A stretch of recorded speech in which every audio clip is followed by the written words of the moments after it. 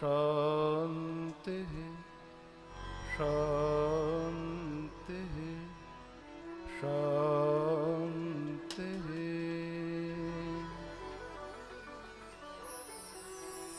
सच्चिदानन्दरूपाय विश्वोत्पत्त्यादिहेतवे तापत्रयविनाशाय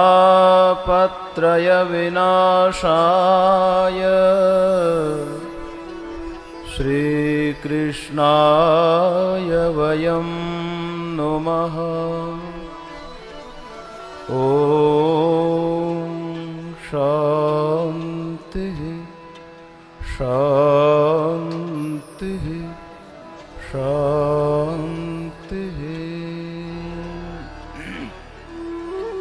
यं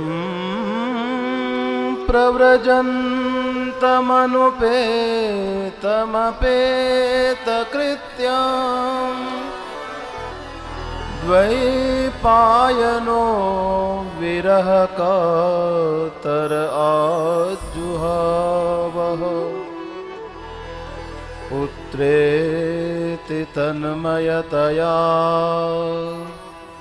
तरवोऽभिनेदुस्तं सर्वभूतहृदयं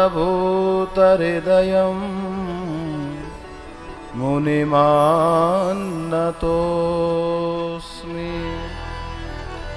ॐ शान्ति शान्ति शान्ति। जन्माद्यस्य यतोऽन्वयादितरतश्चार्थेष्वभिज्ञस्वराट् तेने ब्रह्महृदाय आदिकवये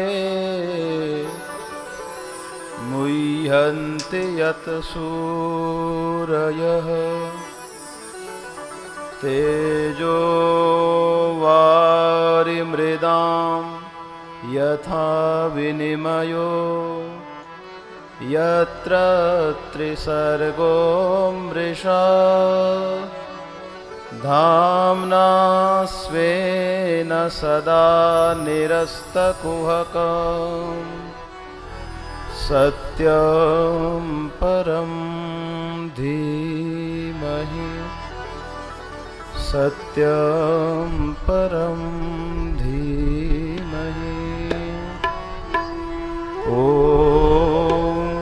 शान्ति शान्ति शान्ति। श्री कृष्ण गोविंद हरे मुरारे हे नाथ नारायण वासुदेव।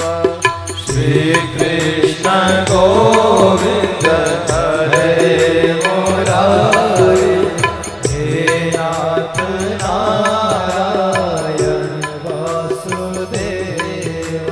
श्री कृष्ण गोविंद हरे मुरारे हे नाथ नारायण वासुदेव।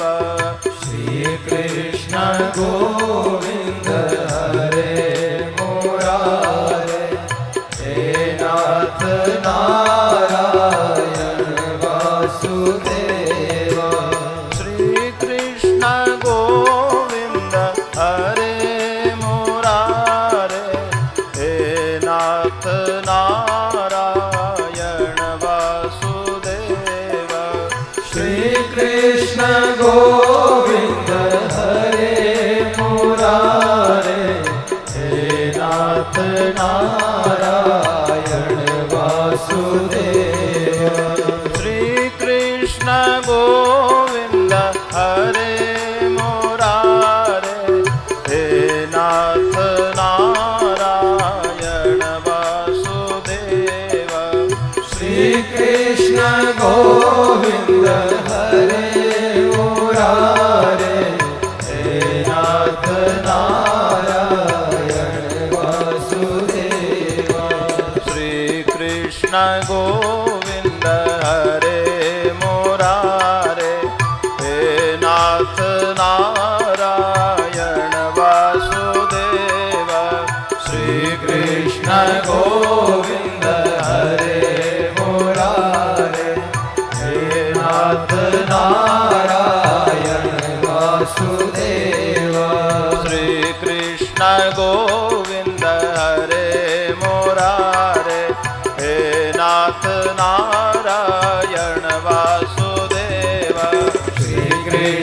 गोविंद हरे मुरारे, हे नाथ नारायण वासुदेवा।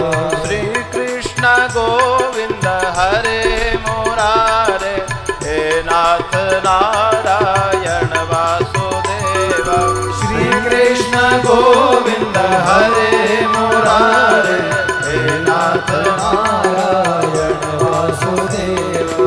श्री कृष्ण गोविंद हरे मुरारे, हे नाथ नारायण वासुदेवा। श्री कृष्ण गोविंद हरे मुरारे, हे नाथ नारायण वासुदेवा। श्री कृष्ण गोविंद हरे मुरारे, हे नाथ नारायण वासुदेवा। श्री कृष्ण गोविंद हरे मुरारे, हे नाथ नारायण वासुदेवा। जय हो कृष्ण गोविंद हरे मुरारे, हे नाथ नारायण वासुदेवा। श्री कृष्ण गोविंद हरे मुरारे, हे नाथ नारायण वासुदेवा। श्री कृष्ण गोविंद हरे मुरारे, हे नाथ नारायण वासुदेवा। श्री कृष्ण गोविंद हरे मुरारे, हे नाथ नारायण वासुदेवा। हे नाथ नारायण वासुदेवा। हे नाथ नारायण वासुदेवा। हे नाथ नारायण वासुदेवा। हे नाथ नारायण वासुदेवा। हे नाथ नारायण वासुदेवा। हे नाथ नारायण वासुदेवा। सच्चिदानंद भगवान की जय। सद्गुरुदेव भगवान की जय। सत्य सनातन धर्म की जय। काशी विश्वनाथ भगवान की जय। यज्ञ नारायण भगवान की जय। भगवती दुर्गा मैया की जय। भागवत भगवान की जय। राधा कृष्ण भगवान की जय। सियावर रामचंद्र भगवान की जय। ओम नमः पार्वती पतये। हर हर महादेव शंभो।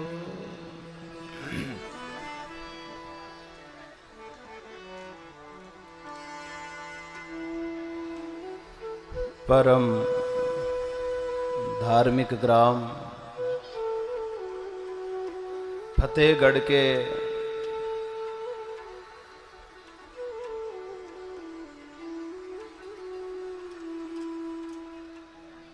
भगवान यज्ञ नारायण की असीम अनुकंपा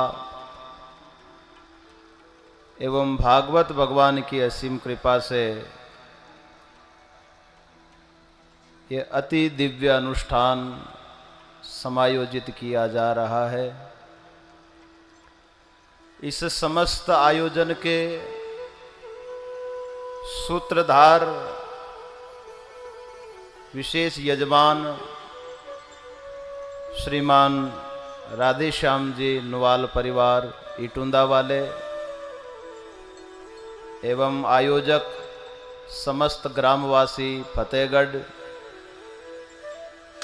इस पवित्र अनुष्ठान में विभिन्न स्थानों से पधारे हुए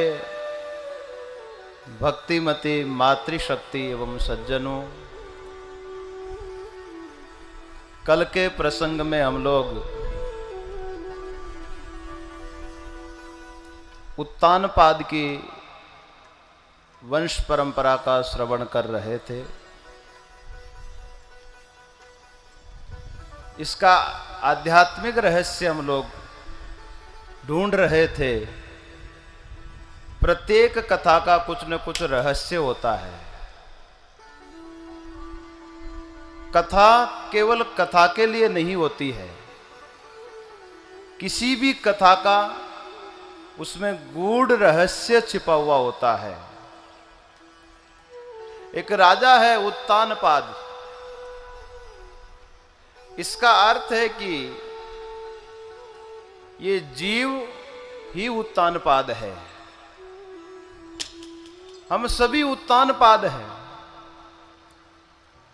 दो पत्नियां हैं, सुनीति और सुरुचि। एक व्यक्ति ऐसा है जो नीति के अनुसार चलता है, धर्म के अनुसार चलता है, चाहे प्राण ही क्यों ना निकल जाए, पर मैं अपना धर्म नहीं छोड़ूंगा। महाराणा प्रताप हुए,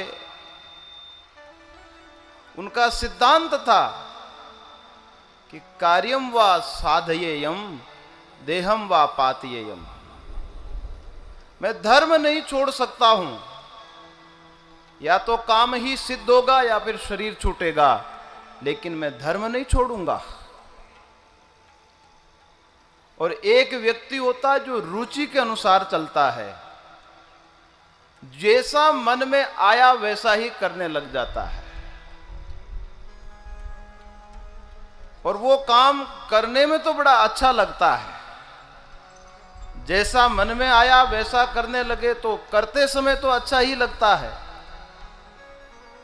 बड़ा उत्तम लगता है, उत्तम, लेकिन उसका रिजल्ट अच्छा नहीं होता है, परिणाम बहुत घातक होता है। और धर्म पर चलेंगे तो कठिनाई तो आएगी, तप करना पड़ेगा, लेकिन उसका परिणाम बहुत अच्छा होता है। तो मनमुखी जीवन की अपेक्षा धर्ममुखी हमारा जीवन होना चाहिए। कभी भी धर्म का परित्याग ना हो। यदि धर्म नहीं छूटेगा तो उसे ध्रुव पद की प्राप्ति होगी, अटल पद की प्राप्ति होगी, फिर संसार से आवागमन सदा सदा के लिए मिट जाएगा। ध्रुव जी महाराज का प्रसंग श्रवण किया। इन्हीं ध्रुव जी महाराज के वंश में एक राजा अंग हुए। राजा अश्वमेध यज्ञ कर रहे हैं। यज्ञ में ब्राह्मण देवता यजमान के द्वारा मंत्रों के माध्यम से देवताओं को आहुति दिलवाते हैं। पहले विचार किया था कि यज्ञ क्यों किया जाता है, यह सबको ज्ञात होना चाहिए कि यज्ञ क्यों करना चाहिए। हमारे जितने भी देवता है अग्नि के माध्यम से भोग ग्रहण करते हैं। हवन कुंड की अग्नि में हम आहुति देते हैं। जिस जिस देवता के लिए आहुति देते हैं वो देवता भोग ग्रहण करते हैं। तो इसलिए यज्ञ किया जाता है कि यज्ञ के माध्यम से समस्त देवताओं को भोग लग जाए। इसलिए यज्ञ करना बहुत जरूरी होता है। तो राजा अंग यज्ञ कर रहे हैं। ब्राह्मण देवताओं ने देखा कि राजा यज्ञ तो कर रहे हैं, लेकिन यज्ञ का भाग देवता ग्रहण नहीं कर रहे हैं। यज्ञ की आहुति देवताओं तक नहीं पहुंच रही है। राजा ने पूछा कि क्या कारण है। विधि में तो किसी प्रकार की कोई कमी नहीं है, विद्वान ब्राह्मण है, यज्ञ में भी कोई कमी नहीं है, द्रव्य में भी किसी प्रकार की कोई कमी नहीं है, तो फिर देवताओं तक आहुति क्यों नहीं पहुंच रही है। पंडितों ने विचार किया कि राजन एक कमी है,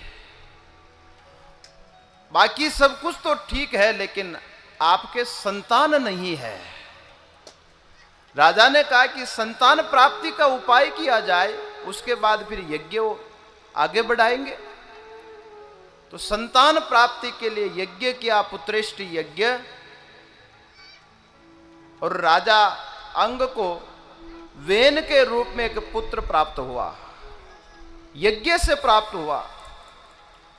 लेकिन वो जन्म से ही बड़ा दुष्ट प्रकृति का बालक।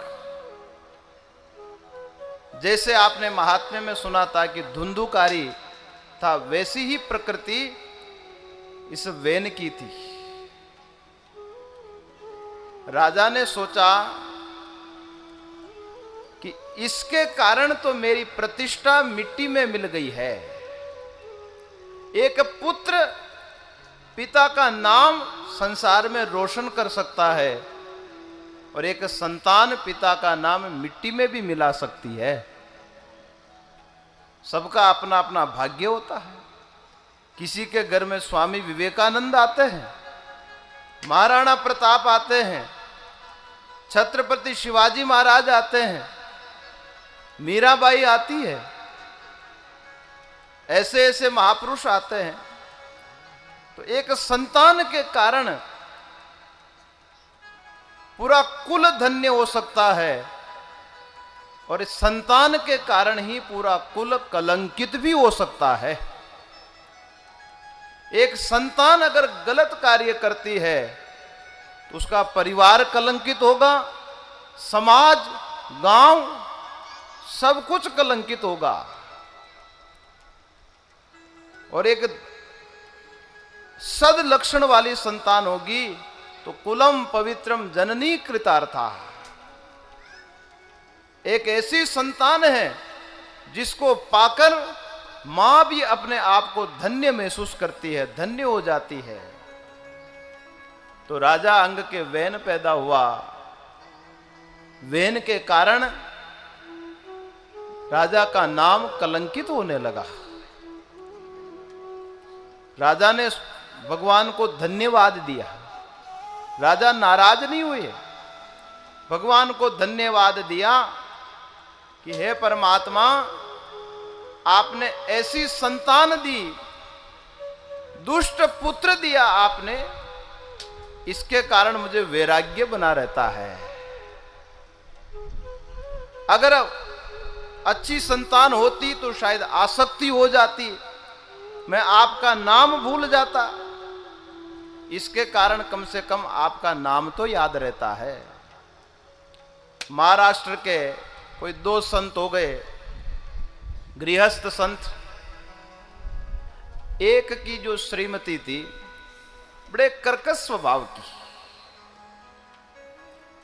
झगड़ालू प्रवृत्ति की थी। वो महात्मा प्रतिदिन भगवान के मंदिर में जाते, भगवान को धन्यवाद देते कि हे परमात्मा, आपने कितनी बड़ी कृपा की है जो मुझे ऐसी पत्नी मिली है। रोए नहीं बल्कि प्रसन्न हो गए। आपने इस तरह के स्वभाव की पत्नी दी है, धन्य है प्रभु आप। क्यों भगवान को धन्यवाद क्यों दे रहे हैं? हे भगवान, इसके कारण आपकी स्मृति बनी रहती है। अगर अच्छी पत्नी मिल जाती तो शायद मैं आपको भूल जाता। देखो, मन को तो समझाना पड़ता है। जो मिलता है हमारे प्रारब्ध से मिलता है, और जो मिल गया उसको लेकर अगर हम रोते रहेंगे, ऐसे जिंदगी खपा देंगे तो लाभ क्या होगा? इससे अच्छा है कि मन को समझा लो और मस्ती से रहो, इसी में लाभ है। और दूसरा उपाय है ही क्या हमारे पास? तो महापुरुष भगवान को धन्यवाद देते कि हे भगवान, बड़ी कृपा की आपने। तो राजा अंग ने भगवान को धन्यवाद दिया। उस दुष्ट पुत्र के कारण राजा घर छोड़कर निकल गए, वन गमन कर गए, सन्यास ले लिया और राजगद्दी खाली छोड़कर निकल गए। किसी को राजा नहीं बनाया। अब विचार किया किसको राजा बनाया जाए। महारानी जी ने कहा कि मेरे पुत्र को ही राजा बनाना है। वहां के पंडितों ने कहा, आचार्यों ने कहा कि महारानी जी, इसके कारण तो इसके पिता ने सन्यास लिया है। पर महारानी ने कहा कि हो सकता है पिता की भी गलती होगी, राजा तो मेरा पुत्र ही बनेगा। वेन दुष्ट क्यों पैदा हुआ? पिता धार्मिक है, महान है, लेकिन मां के लक्षण अच्छे नहीं हैं।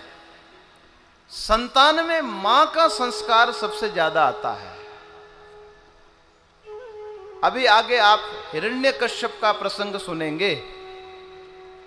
पिता राक्षस है, लेकिन मां भक्तिमती है, तो भक्त प्रहलाद पैदा होते हैं। इसलिए संतान में मां का संस्कार आता है। तो महारानी के आदेशानुसार वेन को राजा बना दिया, और राजा बनते ही पूरे राज्य में आदेश दे दिया कि मेरे राज्य में कोई भगवान का नाम नहीं लेगा, कोई पूजा पाठ भागवत कथा यज्ञ नहीं होगा। पाबंदी लगा दी। जो भी कोई पूजा करेगा तो राजा की पूजा करेगा, कोई दक्षिणा चढ़ाएगा तो राजा को चढ़ाएगा, कोई फल फ्रूट लाएगा तो राजा के ही लाएगा। कोई मंदिर नहीं, कोई पूजा पाठ नहीं, यज्ञ अनुष्ठान कुछ नहीं। ये सब ढोंग पाखंड है।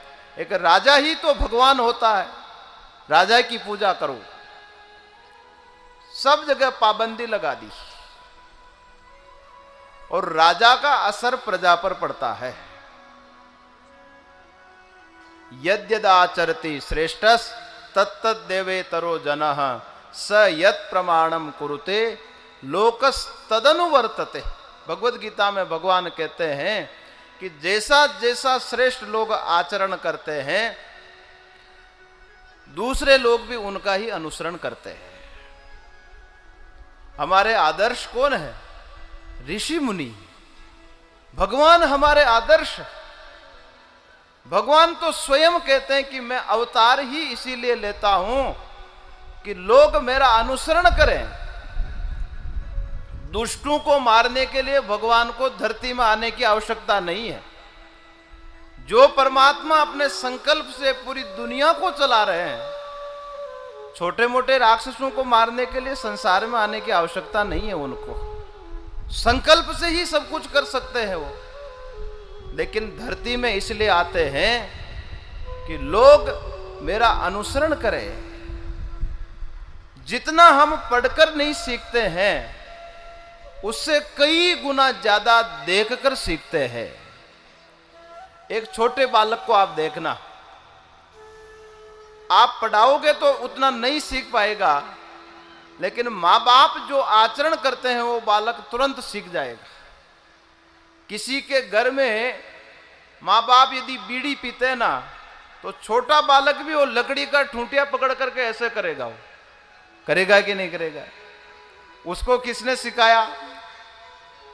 किसी ने सिखाया नहीं, लेकिन देखता कि पिताजी बीड़ी पीते हैं तो वो भी पिताजी की तरह लकड़ी पकड़ करके ही करेगा, लेकिन ऐसे जरूर करेगा। देख कर सीख गया वो। तो पढ़ने से ज्यादा कई गुना संस्कार देखने से आता है। माता पिता कैसा कार्य करते हैं वो बालक देखता है, वही संस्कार बालक के अंदर आ जाते हैं। तो श्रेष्ठ लोग जैसा आचरण करते हैं, उनके अनुयायी भी फिर वैसा ही आचरण करने लगते हैं। इसलिए भगवान ने अर्जुन को कहा कि अर्जुन, मुझे बहुत सावधान रहना पड़ता है, क्योंकि मैं गलत करूंगा तो दुनिया उसका अनुसरण करेगी। पर विडंबना, आज हमारे देश में आदर्श ही बदल दिए। हमारे आदर्श है भगवान, ऋषि मुनि।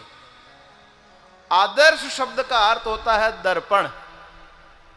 जिनको देख करके हम अपना जीवन जी सके, वो आदर्श मानी दर्पण।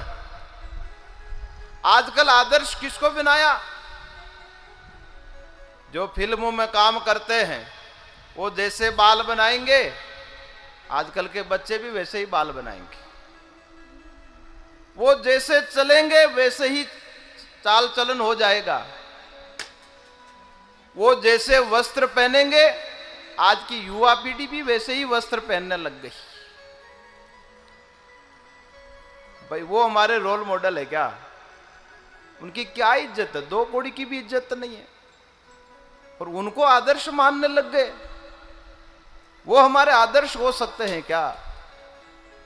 लेकिन जो उनको आदर्श मानेगा, तो बताइए वो कभी धर्म के मार्ग पर चल पाएगा क्या? वो तो देश का विनाश करने वाले ही तो हो गए। और हम लोग ना समझ, जो बिना समझे ही उनका अनुकरण करने लगते हैं, उनके क्रियाकलापों का हम लोग पालन करने लग पड़ते हैं। तो इसलिए भाई, हमारे सनातन धर्म के कोई आदर्श है तो ऋषि मुनि है, ये शास्त्र है, भगवान हमारे आदर्श हैं। तो यहां देखिए आप, राजा ने पाबंदी लगा दी, चारों तरफ प्रजा में अशांति फैलने लग गई। पंडितों ने सोचा कि ऐसे तो ये धरती ही नष्ट हो जाएगी, अन्याय फैल जाएगा, पापाचार फैल जाएगा धरती में, धर्म ही मिट जाएगा। पर करें तो क्या करें? उसके पास धन बल, जन बल, बाहुबल, हर प्रकार का बल राजा के पास में है। उसको कैसे सत्ता से हटाया जाए? एक आचार्य ने कहा कि निराश होने की आवश्यकता नहीं है। उसके पास धन बल हो सकता है, बाहुबल हो सकता है, लेकिन ब्राह्मण के पास वाक बल होता है, वाक, वाणी का बल है। और वाणी में इतनी शक्ति है कि वाणी के द्वारा आप किसी को भी नष्ट कर सकते हैं। ब्राह्मणों ने हुंकार भरी वेद मंत्रों की और वैन को वहीं समाप्त कर दिया, वेद मंत्रों के द्वारा। अब विचार किया कि राजा किसको बनाया जाए। कोई बचा नहीं, एकमात्र वही था। महारानी को पूछा गया कि अब राजा किसको बनावे, तो महारानी ने कहा कि आप लोग विचार करो किसको बनाना चाहिए। ब्राह्मणों ने मिलकर वेन के शरीर का मंथन किया,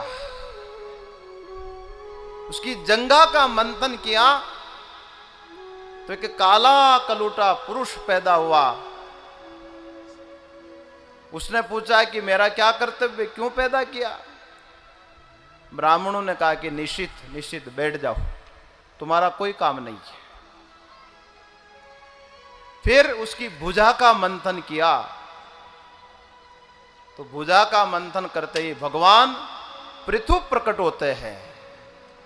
उन्होंने इस धरती का पुनः उद्धार किया, दोहन किया, धन धान्य संपन्न किया भगवान पृथु ने। अब यहां विचार कीजिए,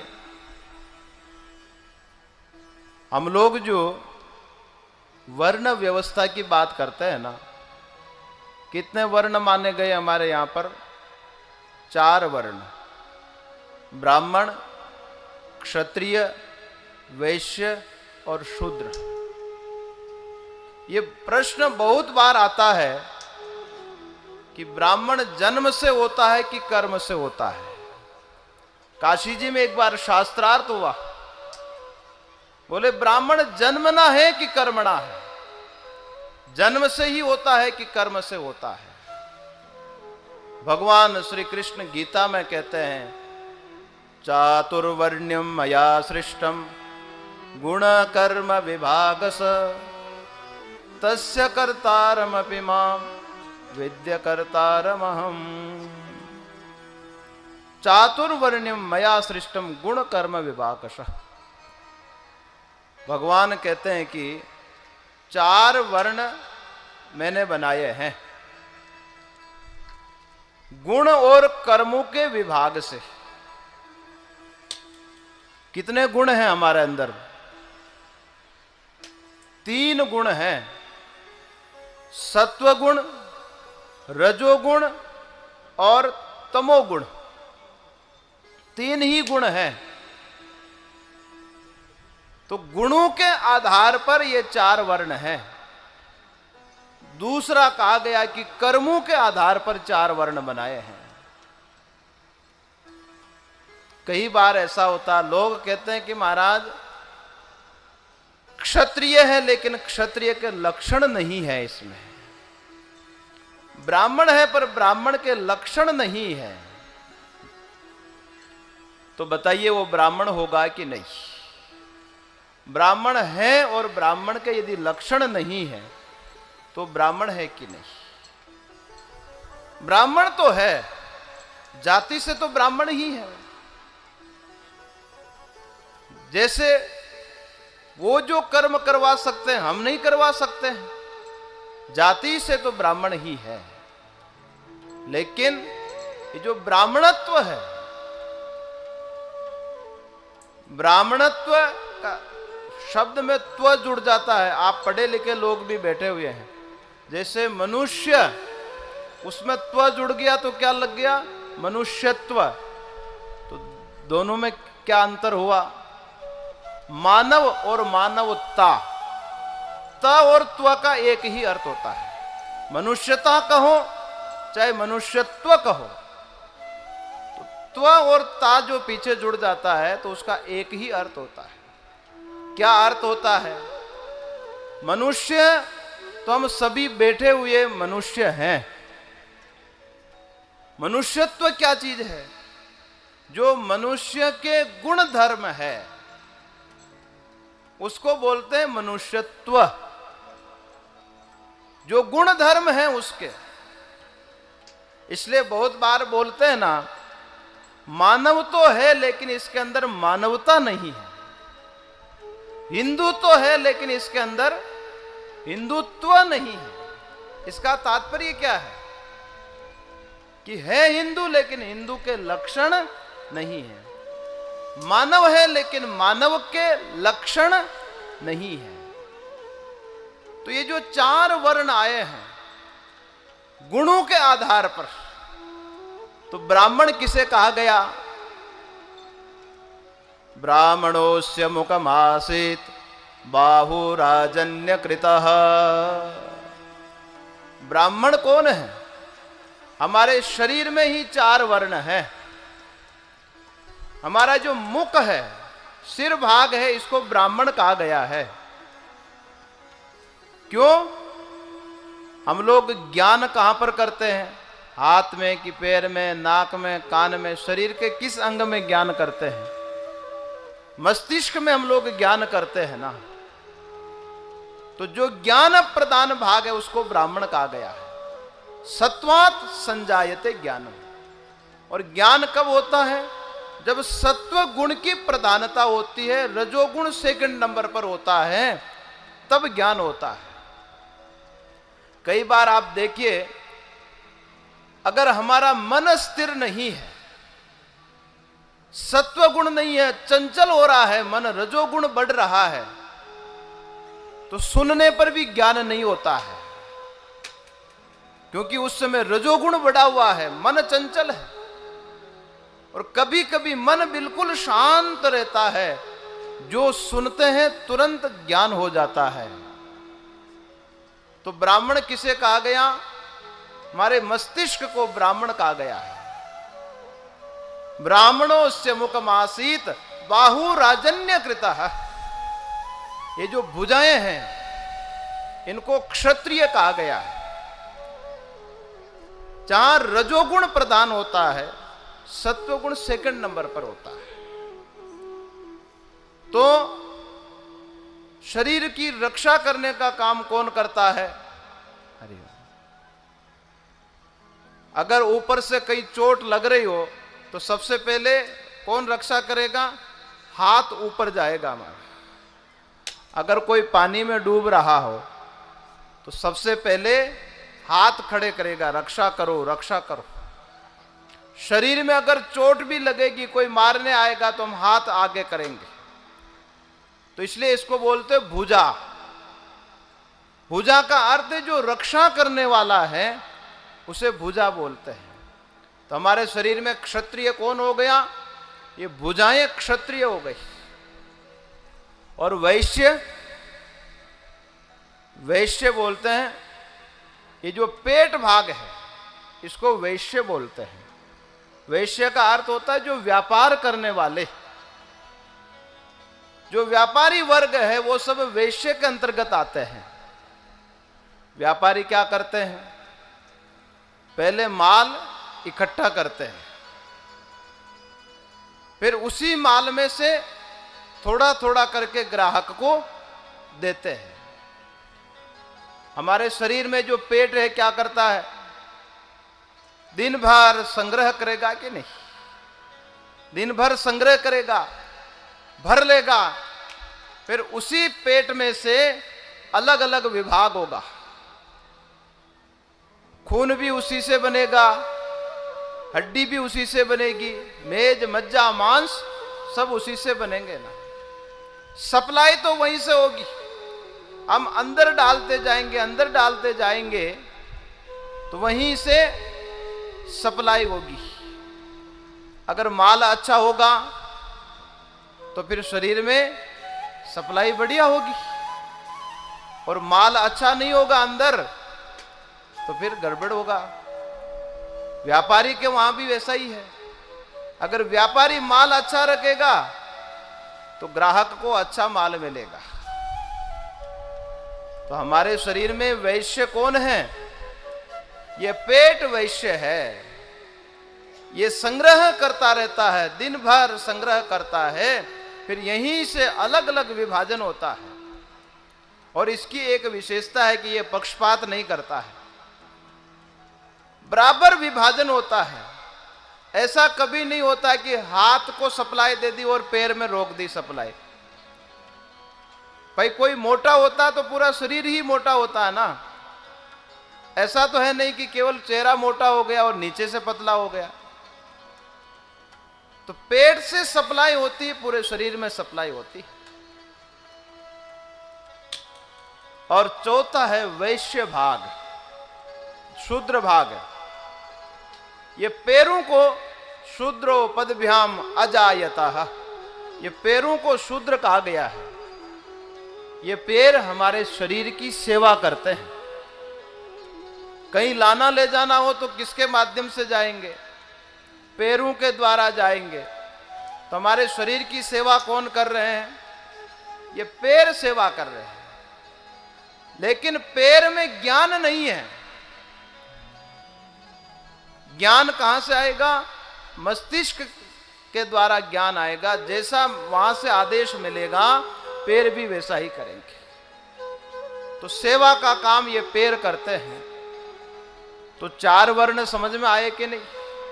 ये जो मस्तिष्क है ये ब्राह्मण है, और ये भुजाएं क्षत्रिय हैं, और ये पेट वैश्य है, और ये पैर शूद्र है।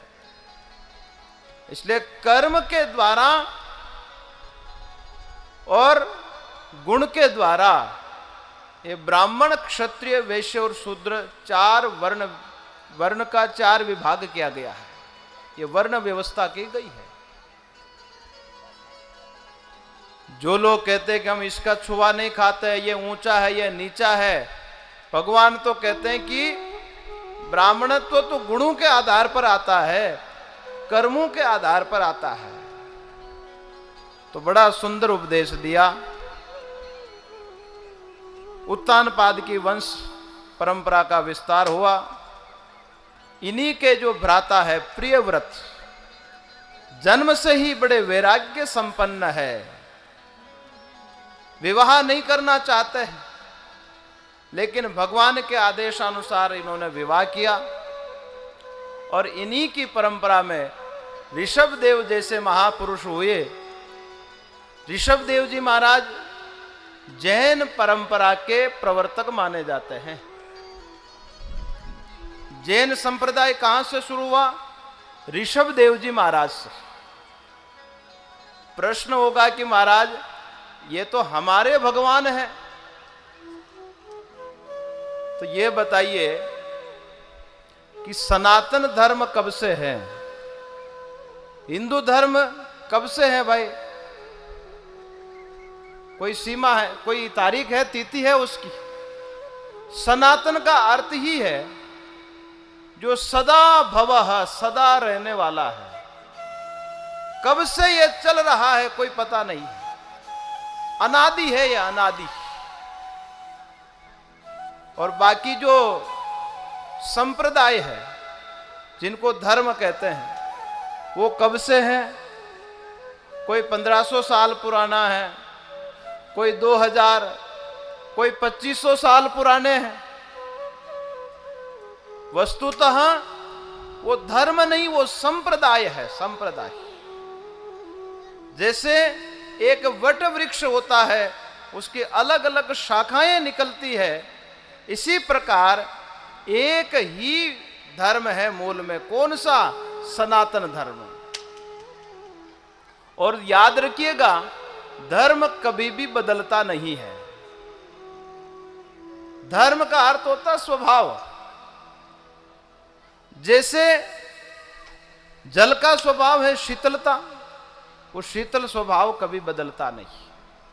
आप आग से पानी को गर्म कर दीजिए, थोड़ी देर बाद वही पानी ठंडा हो जाएगा। वो गर्म ही क्यों नहीं रहता है? क्योंकि उसका स्वभाव ही शीतलता है, वो गर्म रह ही नहीं सकता है। आग का स्वभाव गर्म है, उसको किसी भी माध्यम से ठंडा करो वो वापस गर्म हो जाएगी। तो जो धर्म है, धर्म किसे कहते हैं? हमारे महापुरुषों ने धर्म की परिभाषा की है, श्रूयताम धर्म सर्वस्वम श्रुत्वा चैवावधारयताम आत्मनः प्रतिकूलानि परेशान न समाचरेत। धर्म किसे कहते हैं?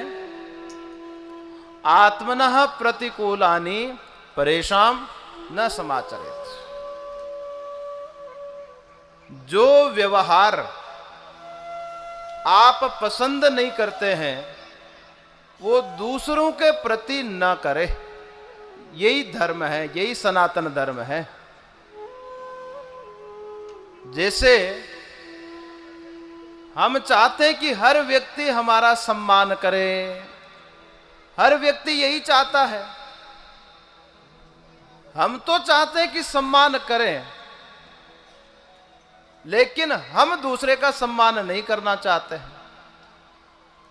तो हमारा भी धर्म हो गया कि यदि हम अंदर से ये अपेक्षा रखते हैं कि प्रत्येक व्यक्ति मेरा सम्मान करे, मीठा बोले, तो हमारा भी धर्म क्या हो गया? हम भी सम्मान करें, हम भी मीठा बोले। आत्मना प्रतिकूलानि परेशान न समाचरेत।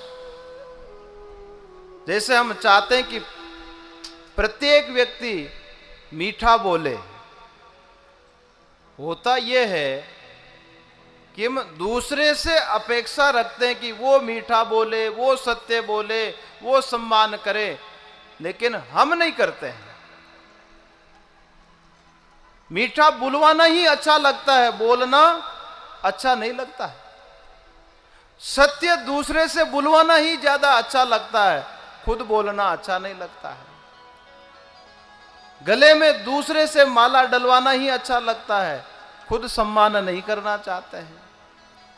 लेकिन धर्म तो उससे ही कहा गया है कि यदि आप सामने वाले से अपेक्षा रखते कि ये मुझसे मीठा बोले, अच्छा व्यवहार करे, तो हमारा भी धर्म यही हो गया कि हम भी वैसा ही व्यवहार करें, वैसा ही बर्ताव करें।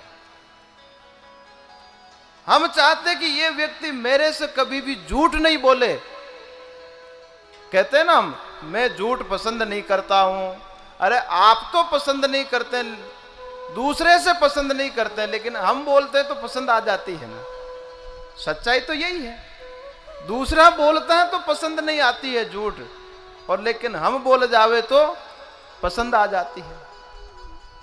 हम चाहते हैं कि मेरे ऊपर कोई क्रोध नहीं करे, कोई मेरे से कटु ना बोले, कोई क्रोध ना करे, लेकिन हम क्रोध लग करें तो हमको बुरा नहीं लगता है, दूसरा करे तो ही बुरा लगता है, हम करते हैं तो बुरा नहीं लगता है। इसलिए स्वयं को खोजना चाहिए।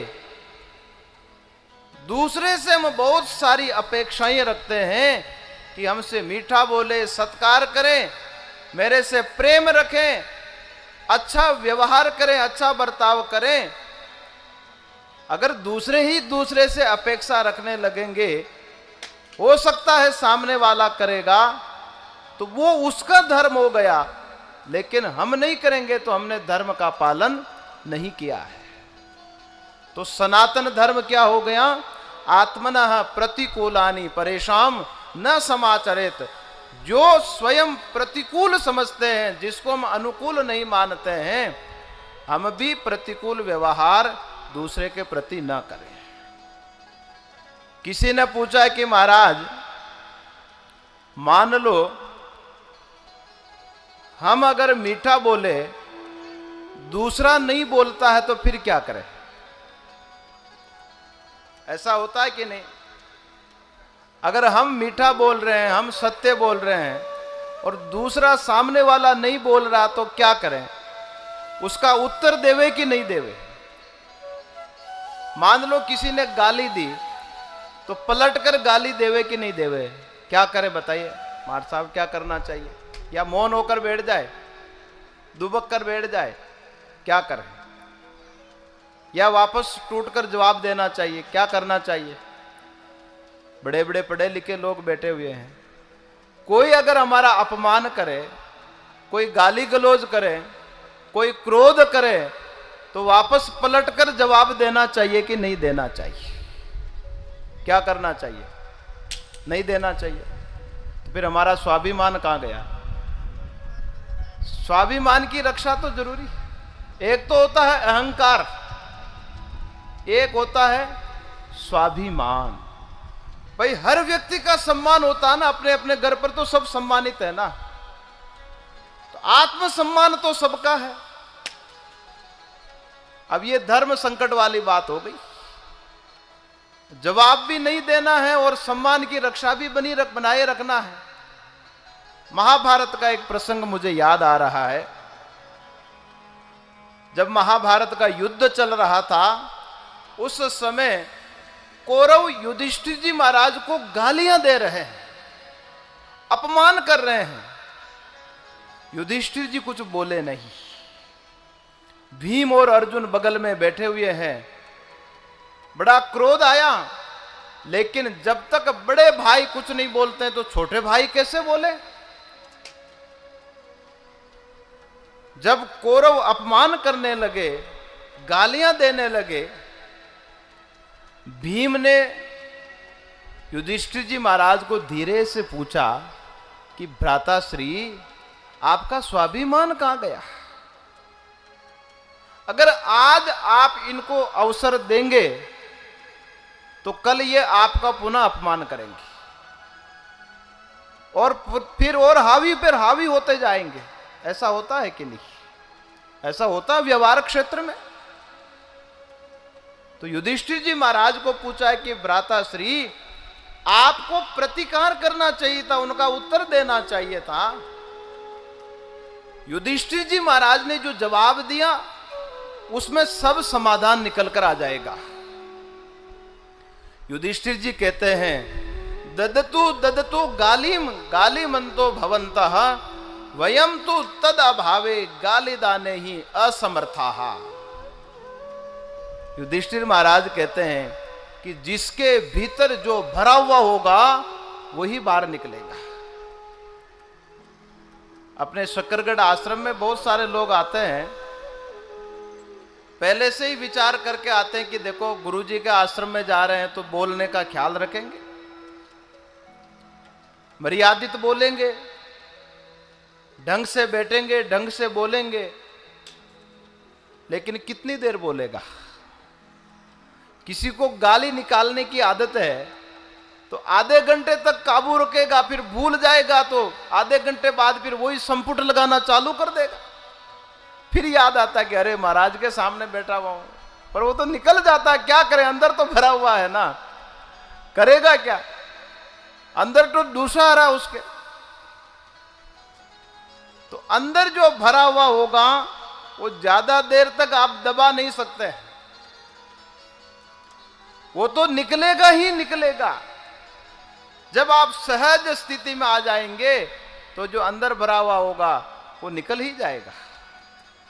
तो ददतु ददतु गालिम गालिमंतो भयंत भवंतः वयम तो तद अभावे गाली दाने ही असमर्थाः।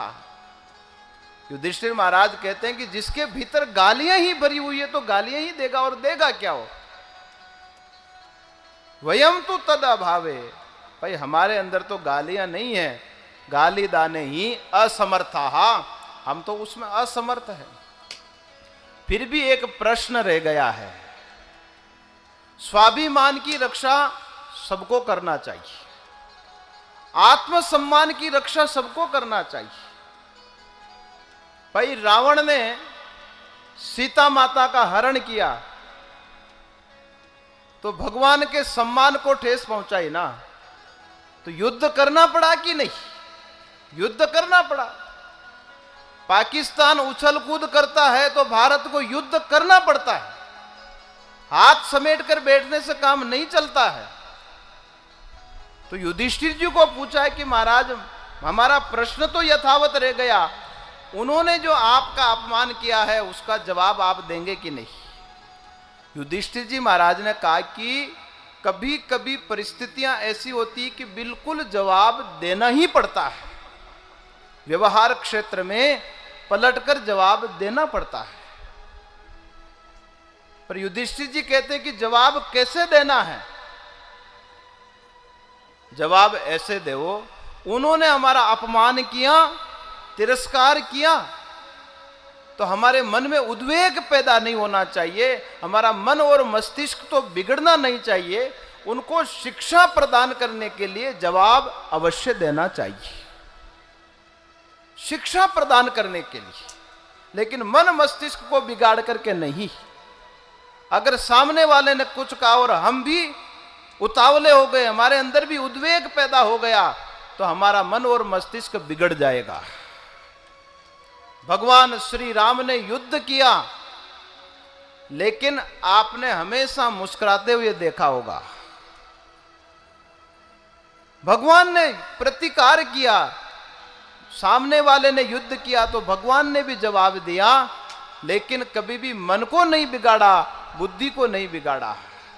शिक्षा प्रदान करने के लिए कभी जवाब भी देना पड़ता है, केवल शिक्षा के लिए, बदले की भावना से नहीं, सम्मान की रक्षा करने के लिए। किसी किसी को बुरा लग रहा होगा कि महाराज तो गलत रास्ता बता रहे हैं। गलत रास्ता नहीं, मौन रहना अच्छा है। सामने वाला तो कुछ भी बोले, हमें मौन रहना चाहिए, लेकिन कभी कभी व्यवहार में ऐसी परिस्थिति आ जाती है, प्रतिकार करना ही पड़ता है। जैसे भारत किसी को ललकारता नहीं है, लेकिन भारत को कोई ललकारे तो फिर छोड़ता भी नहीं। क्यों? उससे कोई द्वेष थोड़ा ही है, हमें कोई घृणा थोड़ा ही है, उनको हम नष्ट नहीं करना चाहते हैं, लेकिन हमारे सम्मान को कोई ललकारता है तो फिर हम हाथ समेट कर बैठ भी नहीं सकते। शिक्षा तो देनी ही पड़ती है। तो कहने का अर्थ यह है कि हम सामने वाले से तो दुनिया भर की अपार अपेक्षाएं रखते हैं। हमारा भी धर्म बनता है कि जो अपेक्षाएं सामने वाले से रखते हैं हम भी उन पर खरे उतरें। वही सनातन धर्म है। एक तरफ से सनातन धर्म नहीं चलता है, पर मानव मन का स्वभाव ऐसा है कि बस हम यही चाहते कि जितना पालन करना है ये सामने वाले ही करते रहे, मैं ना करूं। सच्चाई तो यही है, लेकिन ये हमारा सनातन धर्म नहीं है। तो ऋषभदेव जी महाराज हमारे सनातन परंपरा में, प्रियव्रत जी महाराज की परंपरा में पैदा हुए। 100 पुत्र हुए उस जमाने में, और 81 जो पुत्र है उनको कर्म कांड का विद्वान बनाया है और 9 पुत्रों को 9 द्वीपों का अधिपति बनाया है। 9 पुत्रों को सन्यासी बनाया है और जो एक पुत्र है सबसे बड़े भरत, उनको चक्रवर्ती सम्राट का पद दिया है। देखो कितनी बड़ी व्यवस्था दी है समाज को। भाई ये बताइए, सन्यासी कहां से निकलते हैं? गृहस्थ से ही तो सन्यासी निकलते हैं ना। श्रद्धेय स्वामी राम सुखदास जी महाराज कहते थे कि आपके घर में संतान ज्यादा है तो घबराओ मत, सन्यासी बना दो।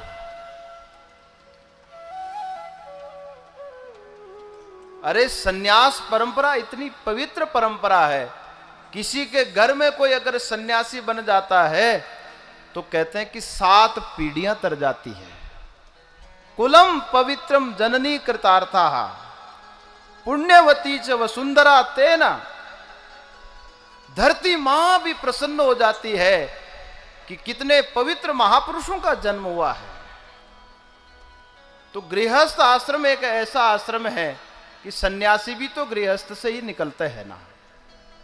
तो ऋषभ देव जी महाराज ने 9 पुत्रों को सन्यासी बनाया। कल मैंने आपसे कहा था कि सन्यासी तो आपको अच्छे लगते हैं, लेकिन दूसरे का बेटा ही अच्छा लगता है, खुद का बेटा सन्यासी बन जाए तो अच्छा नहीं लगता है। एक महात्मा थे, वैराग्य हो गया और आश्रम चले गए, घर छोड़ दिया। घर वाले नहीं चाहते थे कि वो घर छोड़े, लेकिन जिनको वैराग्य हो जाए तो फिर कौन रोक सकता है उनको। तो गुरुजी के वहां चले गए। घर वालों ने सोचा कि ये गुरुजी पकड़ करके ले गए हैं। गांव वाले लठ लेकर के वहां पहुंच गए कि महाराज हमारे छोकरे को पकड़ कर ले गए। इकट्ठे होकर आए, लकड़ियां लेकर आए गाड़ी में, जबकि वो तो बेटा वहां था नहीं। महाराज जी ने कहा भाई तुम्हारे बेटे को ले जाओ, मुझे तो नहीं चाहिए, मैंने नहीं बुलाया। कहा नहीं नहीं, जो भी कर रहे हैं आप ही गड़बड़ कर रहे हैं, ये बार बार भागकर आपके पास आ जाता है। महाराज जी ने कहा कि हमको कोई समस्या नहीं है, आप ले जाइए, मुझे आपका बेटा नहीं चाहिए। पर यदि पुत्र को ही वैराग्य हो जाए तो फिर घर वाले रोक पाएंगे क्या? उनको वैराग्य हुआ और आज भारत के परम विद्वान बन गए और वही गांव वाले जाकर आज नतमस्तक होते हैं, भगवान की तरह पूजते हैं उनको, पश्चाताप करते हैं कि हमने उस काल में कितनी बड़ी गलती की थी। ये तो हमारे तारणहार है, हमारे जीवन के उद्धारक है। तो ऋषभ देव जी महाराज ने सन्यासी बनाए, कर्मकांडी बनाए, द्वीपों का अलग अलग राज्य दिए, चक्रवर्ती सम्राट बनाया भरत जी महाराज को। और ऋषभ देव जी महाराज अंत में भरत जी महाराज को राज्य सौंप करके निकल पड़ते हैं वन की ओर, वन गमन कर गए। आप देखिए प्राचीन समय में बड़े बड़े राजा अंतिम समय में घर छोड़कर निकल जाते थे। ये शास्त्र में प्रेरणा दे रहा है कि एक अवस्था के बाद धीरे धीरे धीरे निवृत्ति ले लेनी चाहिए, नहीं तो बुढ़ापा ठीक से गुजरेगा नहीं। जैसा आप पहले करते थे अगर अब भी करेंगे